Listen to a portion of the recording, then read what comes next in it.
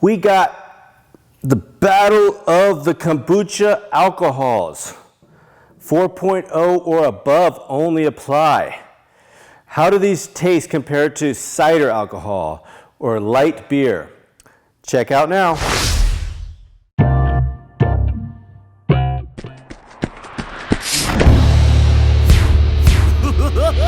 There's a little history to kombucha. People generally buy it because they say it's healthy.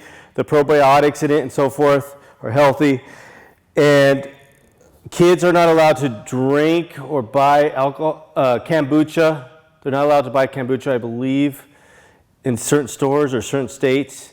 Even the regular kombucha, because it has 0.1 alcohol level or something like that, or 0.2.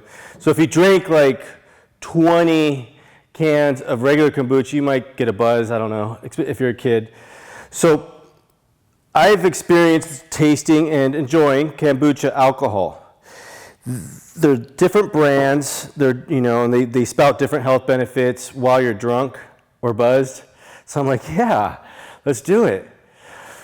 So the first brand I like is Booch Craft.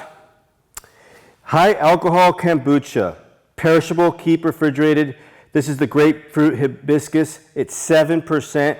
I believe this is like $8, this bottle alone, for 22 ounces. Gluten-free, organic and raw.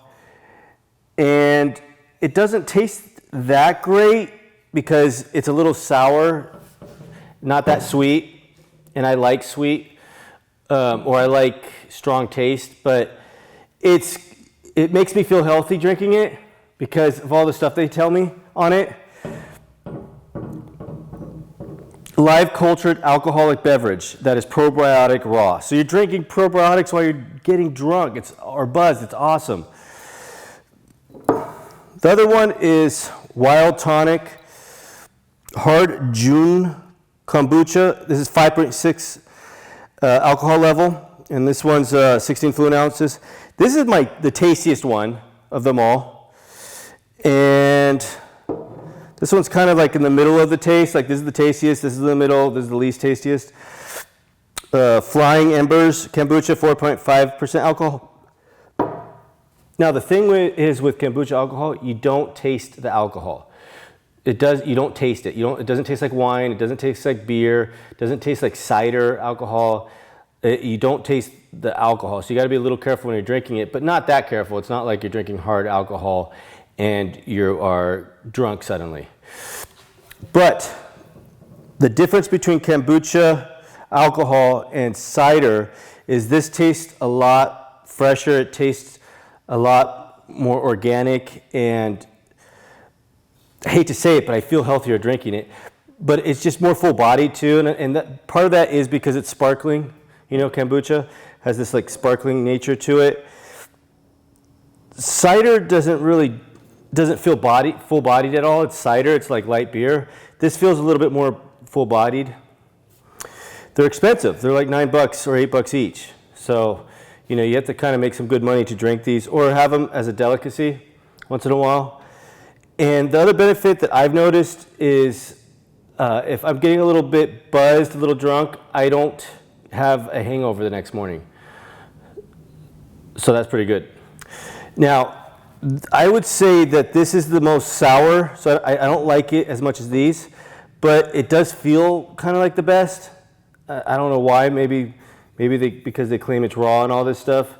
So I do like tasting it because it is tasty in a sense. Like it has a lot of, it's just not strong tasting, but it does taste good though.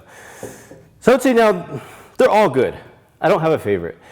But I do like these a lot better than cider alcohol. It doesn't taste like beer at all. It doesn't taste like wine at all. It tastes like kombucha, whatever you call it. It literally tastes like that. So I don't know the difference between tasting this and regular kombucha with very little alcohol in it. So I would try it. I like it.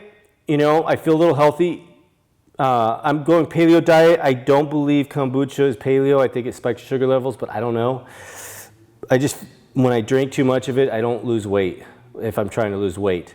But if you are into kombucha, I highly recommend trying these. Yo, I'm drinking my kombucha beer, Flying Embers Organic Hard Kombucha, Lemon Orchard. Subscribe to my channel. When you do subscribe, hit the notification button so that you're notified when my new videos come up. And like this video